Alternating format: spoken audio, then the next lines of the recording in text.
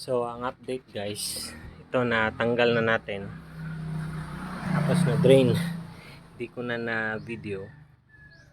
Pero dito sa reservoir guys, akala ko wala nang laman. So meron pa pala.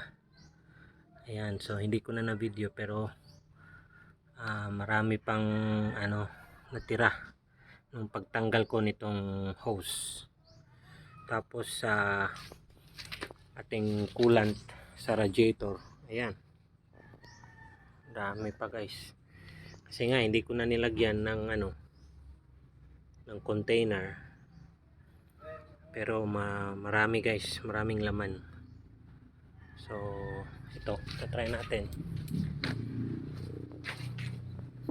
yung ilalagay ko. Platinum radiator coolant, premix na, 1.1 liters, 1.1 liter. Ayan, ito yung ilalagay ko ngayon.